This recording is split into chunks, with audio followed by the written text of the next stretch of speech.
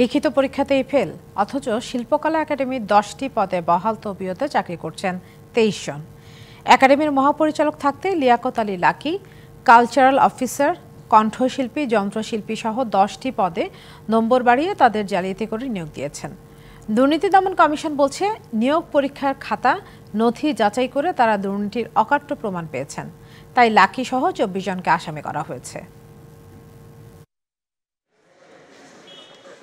শিল্পকলা একাডেমির ইতিহাসে 7 বার মহাপরিচালক হিসেবে মেয়াদ বাড়ানো হয় লিয়াকত আলী লাকির। প্রায় 14 বছর শিল্পকলার ডিজির চেয়ার থেকে রেকর্ড গড়েন তিনি। আওয়ামী লীগ সরকার ক্ষমতা হারানোর পর তোপের মুখে লাকিও বাধ্য হন পদত্যাগে। এরপর দীর্ঘদিন ঝিমিয়ে থাকা দুর্নীতির অনুসন্ধান ফাইলও সচল হয় দুদকে। অনুসন্ধানে বেরিয়ে আসে শিল্পকলায় লাকির নেতৃত্বে নিয়োগ পরীক্ষায় জালিয়াতি হয়েছে।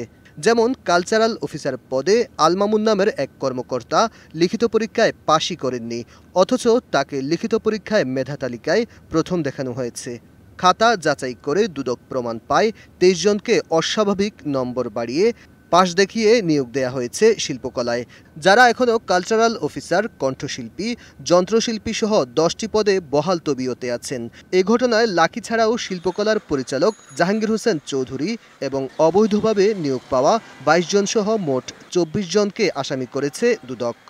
নিয়োগ প্রক্রিয়ার যে লিখিত পরীক্ষার মূল্যায়নের দায়িত্ব দেওয়া হয়েছিল ঢাকা বিশ্ববিদ্যালয়ের সমাজবিজ্ঞান অনুষদের ডিন মহোদয়কে। লিখিত পরীক্ষার ফলাফল তারা আমাদের শিল্পকলা একাডেমির মহাপরিচালক বরাবর এটা পাঠিয়েছিলেন।